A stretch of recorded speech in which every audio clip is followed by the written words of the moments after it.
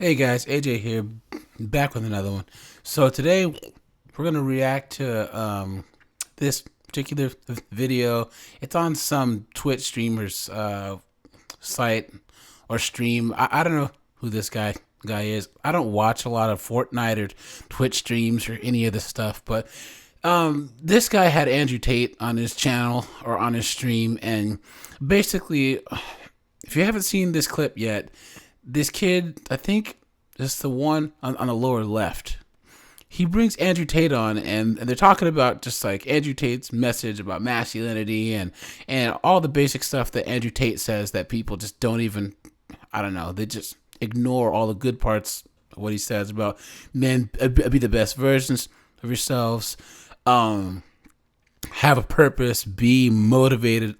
A lot of the basic manosphere points, and people just, I don't know if they just don't listen or I don't know what, but that's for another video. So they basically bring this pink haired idiot on the upper left, this total goof. I don't know what his name is, but he's wearing a Britney Spears shirt and he has pink hair, and he's just an idiot. So he gets into it with Andrew Tate, and he makes the mistake of a lot of these pink haired goofy social justice warrior people make. And let's just get into it, and I'll point it out when it happens. So let's go.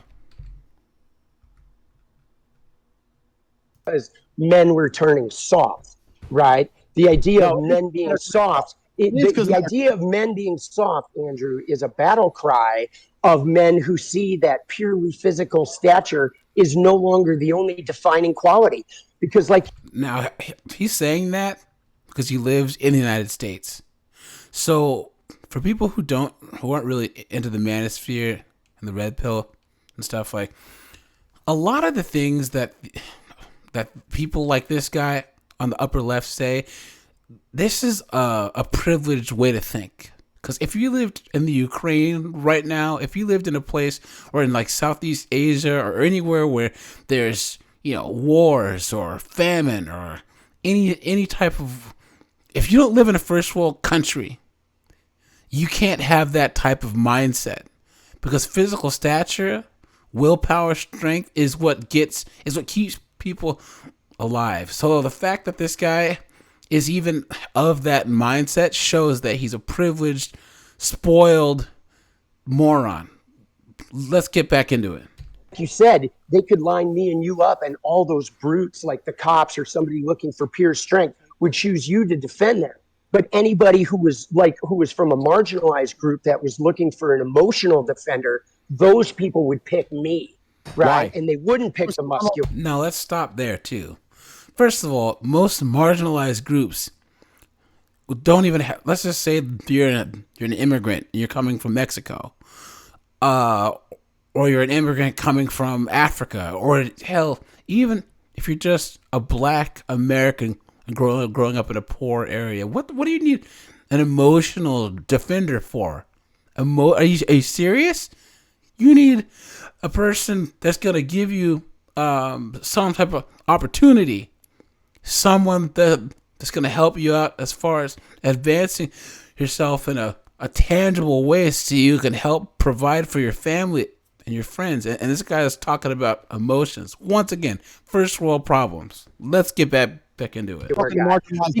Because they know that I have the inner strength to actually have an openness and a vulnerability that can relate to them and that can help them find that empowerment in themselves. I don't want to train people to be cheap. All you know races. what I mean?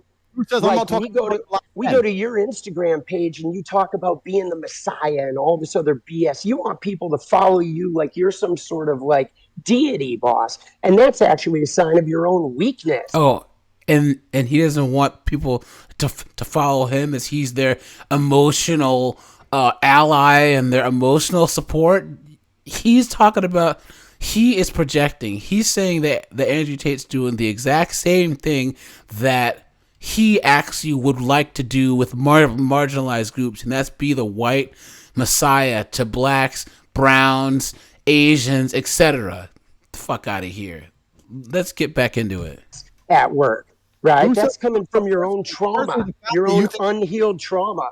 Firstly, the fact you think that you're talking to marginalized people more than me, it doesn't even make sense, because I'm talking to groups of people, you're talking to groups of people, and both of them includes marginalized communities. Secondly, the fact that I am actually mixed race, that I grew up in the south side of Chicago with my father. Absolutely. Shows I know more about marginalized communities than you do, because you are as white as they fucking come, and you're sitting there talking about marginalized communities. Kaboom. Look at the look on his face. He knew right when Andrew Tate said that he's mixed race. You could absolutely, he knew he was screwed. And this is the thing. Look at the kid on the upper right.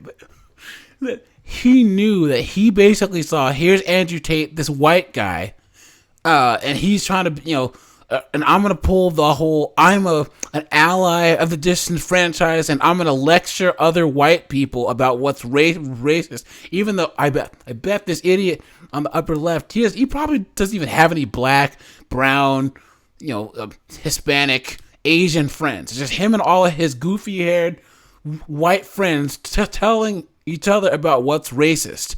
So he had just assumed, because earlier on in the broadcast, when he first came on, he alluded to the fact that Andrew Tate was some white guy, whatever.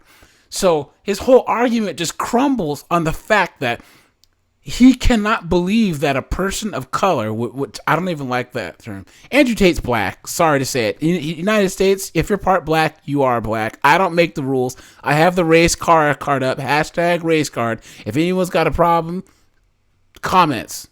But this guy's whole argument falls apart because it was predicated on the fact that Andrew Tate's some patriarchal white guy, blah blah blah. But then Andrew Tate pulled the race card, # race card, and his whole argument falls apart. And now look at him stuttering more than me, and that's a lot of stuttering. Let's get back into it. To a marginalized person. Absolutely. Absolutely. But let me ask you, I never woke up and thought, I'm brown, so I had to find this white guy with pink hair to fight for me. I woke up and fought for myself. And that is the point. You know when you fight for yourself when you're a man. That requires all forms of power, whether it be emotional, mental, and physical. You to sit here telling men they should be as weak as possible and sitting around doing fucking nothing is not good for society as a whole. You're goddamn right. I watched this clip I've watched it about 30 times, and look at the look of defeat on this idiot's face. Andrew Tate said it the best. And any man, let alone a man who's Hispanic, black, Asian, etc.,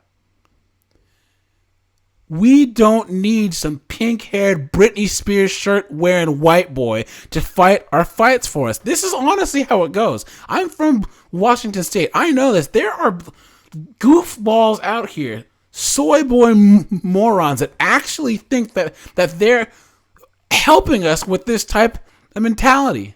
And this is why I can't stand social justice warriors. I can't stand them. This guy honestly thinks that I'm fighting some fight and I'm throwing myself down on some cross to be some messiah and help these marginalized people against the evil overlord of Andrew Tate, who's Emperor Palpatine. Get the fuck out of here, man. The only way, as much freedom as we have in the United States right now, the only way things will get better for all men, especially black men, Hispanic men, Asian men, Indian men, is you take your own destiny in your own hands. Don't even deal with people like this pink-haired idiot who wants to give you emotional support. How is emotional support going to help you if your family is hungry, if you get fired from your job, if you know you need to get out there and you need to go to work? And listen to just the difference in their mindsets.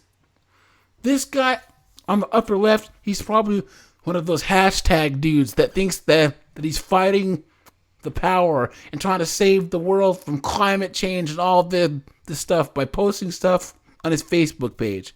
Andrew Tate's trying to fix the world by saying, guys, look, be men. Men built the world, and we can go build it back some more.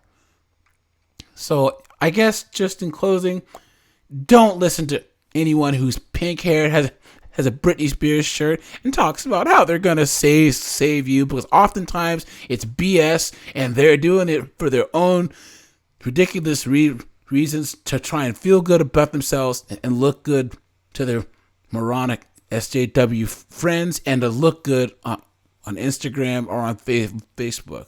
All right, guys, this is a short one today. This is AJ. I'm out. Like, subscribe, comment below. Have a good one, guys.